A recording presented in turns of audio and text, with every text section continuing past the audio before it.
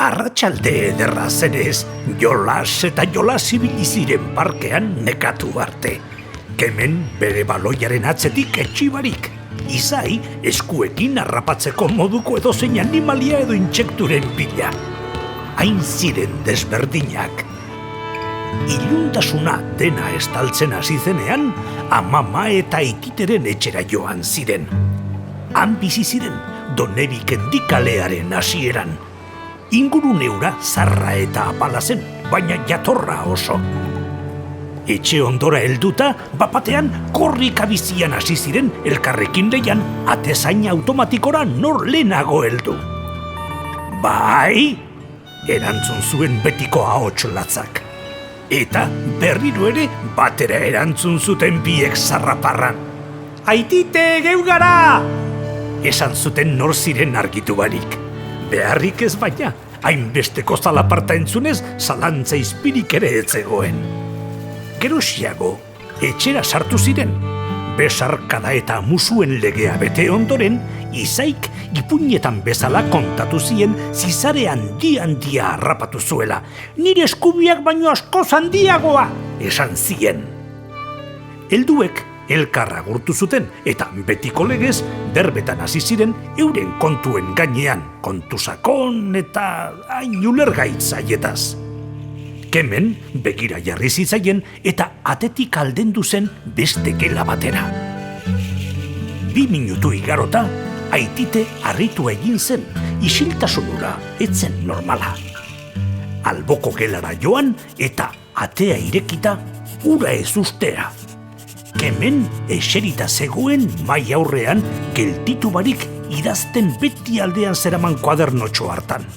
Aitite harengana hurbildu zen. Zer ari zara idazten? Jakin minez galdetu zion.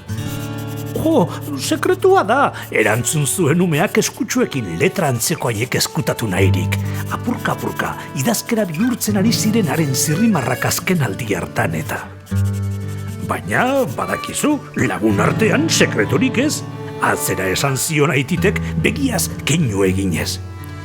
Egia da Aitite, esan zuen.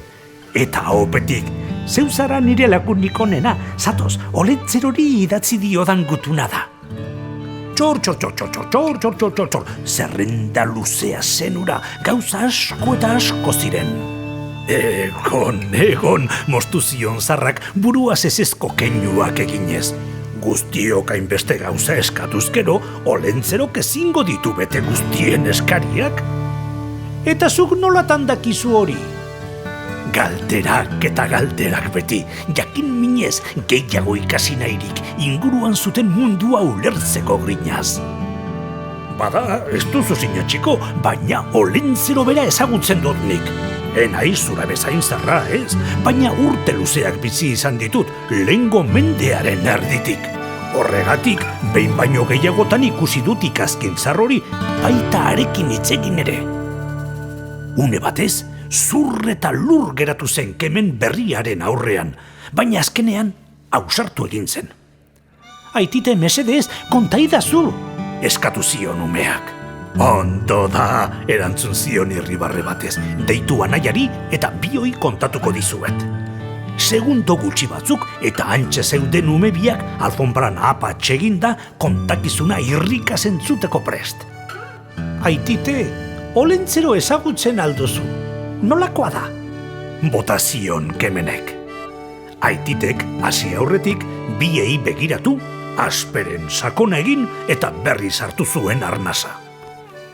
Denok dakizuenez, olentzero ikazkina da.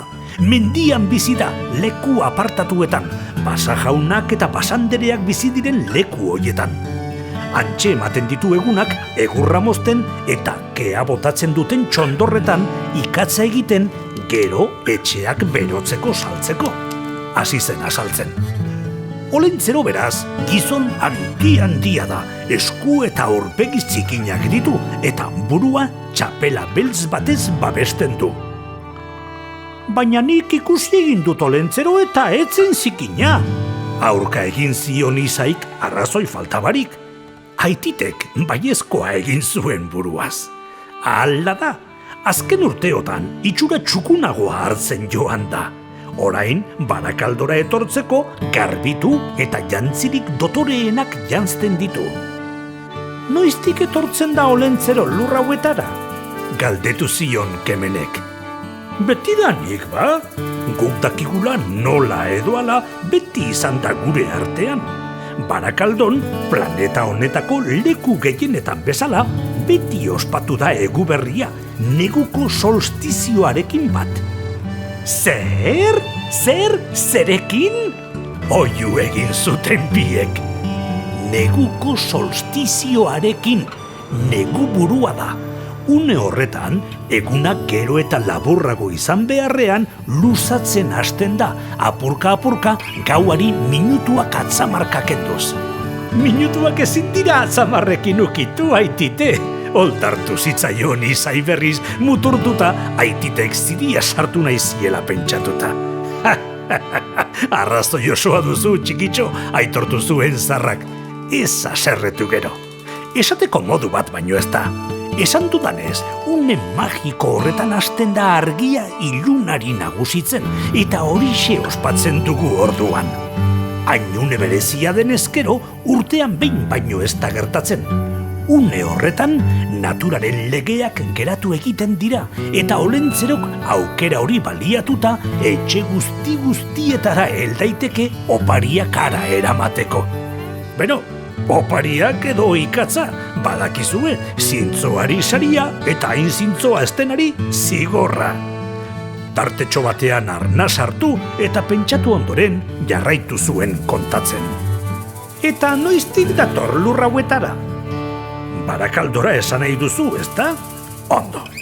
Kontuan izan, 19. mendearen amaieran, kanpoko jende asko hasi zen etortzen Barakaldora lan bila. Dakizuenez, lehen eta orain, jendea ez da joaten sorterritik inolako arrazoirik izan gabe. Ez hoixe, etorkizun hobea eraiki nahi dute seme-alabek jateko ogi faltarik ez izateko. Horrela etorri ziren Andaluziatik, Galiziatik eta beste leku asko eta askotatik. Leku batzuk hain urrun daudenez, ziur ez dituzuena ezagutzen. Nire ikasgelan bada Senegaleko neskato bat eta mutiko baten gurasoak Boliviakoak dira. Eten egin zion Kemenek. Hori asko zorrunago dago bai. Lantoki handiak eraiki zituzten, eta tximinia luze-luzeak gauta egun sua eta kea botatzen zutenak.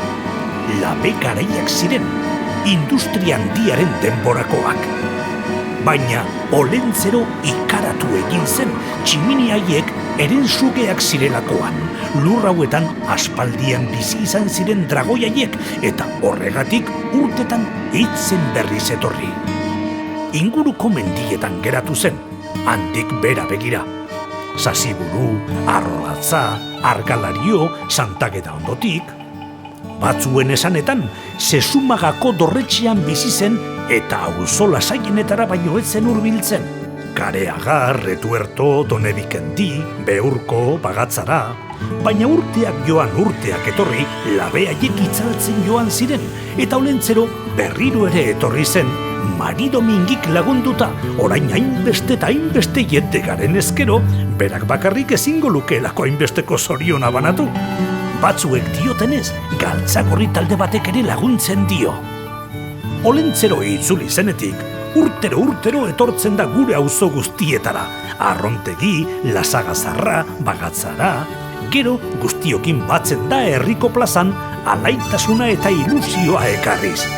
Magia horren bidez, une batez begiratu aldiogu amaitzen den urteari, gauza txarrak albo batera usteko eta onak ospatzeko, eta datorren urterako zer nahi dugun pentsatzeko.